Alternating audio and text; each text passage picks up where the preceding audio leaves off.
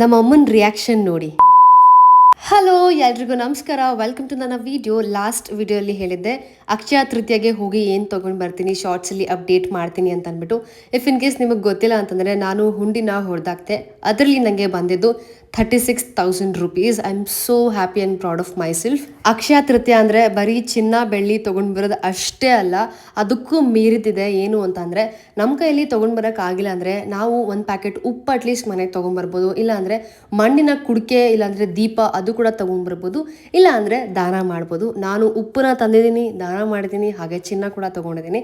ಚಿನ್ನ ತಗೊಳ್ಳೋ ಇಂಟೆನ್ಷನ್ ಇರಲಿಲ್ಲ, ಆದರೆ ಹುಂಡಿ ಇತ್ತಲ್ಲ ಅಂದ್ಬಿಟ್ಟು ಅದನ್ನು ಹೊಡೆದಾಕ್ತೆ. ಅದ್ರ ಮೇಲೆ ನಾನು 12,000 ಎಕ್ಸ್ಟ್ರಾ ಹಾಕಿದ್ದೀನಿ ಅಷ್ಟೇ. ಸೊ ಬನ್ನಿ ಈಗ ರೆಡಿ ಆಗೋಣ. ಆ್ಯಂಡ್ ಈ ಪರ್ಫ್ಯೂಮ್ ನಾನು ಲಾಸ್ಟ್ ವ್ಲಾಗಲ್ಲಿ ಕೂಡ ಹೇಳಿದ್ದೆ, ನಮ್ಮ ಅಕ್ಕ ಯೂಸ್ ಮಾಡ್ತಾ ಇದ್ಲು, ಸೊ ನಾನು ತರಿಸ್ಕೊಂಡೆ. ನೀವು ಅಬ್ಸರ್ವ್ ಮಾಡಿದ್ರೆ ನನ್ನ ಕಣ್ಣಲ್ಲಿ ನೀರು ಬಂತು. ಯಾಕೋ ಗೊತ್ತಿಲ್ಲ, ನಮ್ಮ ಅಕ್ಕ ನೆನಪಾಗ್ಬಿಟ್ಲು ನನಗೆ. ನಿಜವಾಗ್ಲೂ ಹೇಳ್ತೀನಿ, ಇವತ್ತು ಅವಳು ಎದ್ದಿದ್ರೆ ರಾಣಿ ಥರ ನೋಡ್ಕೊಳ್ತಿದ್ದೆ. ಆದರೆ ಏನು ಮಾಡೋದು, ಭಗವಂತನಿಗೆ ಇಷ್ಟ ಇಲ್ಲ ಅಂತ ಅನ್ಸುತ್ತೆ. ಅದಕ್ಕೆ ನಮ್ಮ ಅಕ್ಕನ ಅವನ ಹತ್ರಕ್ಕೆ ಕರ್ಕೊಂಡ್ಬಿಟ್ಟ. ಸೊ ಅದೆಲ್ಲ ಬಿಡಿ, ಇವಾಗ ನಾನು ಹೊರಟಿದ್ದಾಯ್ತು. ಆ್ಯಂಡ್ ನೀವು ಅಕ್ಷಯ ತೃತೀಯಗೆ ಏನೇನು ತೊಗೊಂಡು ಬಂದ್ರಿ ಅಂತ ಕಮೆಂಟ್ ಸೆಕ್ಷನಲ್ಲಿ ತಿಳಿಸ್ಬೋದು. ನಾನು ಹೋಗಿದ್ದು ಕಲ್ಯಾಣ್ ಜ್ಯುವೆಲರ್ಸಿಗೆ. ಸೊ ಹೋಗಿ ನಮ್ಮ ಅಮ್ಮಂಗೆ ಏನು ಬೇಕೋ ಅದನ್ನು ತೊಗೊಂಡು ವಾಪಸ್ ಮನೆ ಕಡೆ ಬಂದೆ. ನಮ್ಮ ಅಮ್ಮಂಗೆ ಆ್ಯಕ್ಚುಲಿ ಆ ಕ್ಷಣಕ್ಕೆ ಇಷ್ಟ ಆಗಿಲ್ಲ, ಬಟ್ ಲೇಟ್ರ್ ಆನ್ ಅವ್ರಿಗೆ ಇಷ್ಟ ಆಯಿತು ಅಂತ ಅನ್ಸುತ್ತೆ. ಅವರು ಕನ್ಫೆಸ್ ಮಾಡಿದ್ರು. ಆ್ಯಂಡ್ ಅಕ್ಷಯ ತೃತೀಯಗೆ ನಾನು ತಂದಿದ್ದು ಈ ಚಿನ್ನದ ಉಂಗುರ.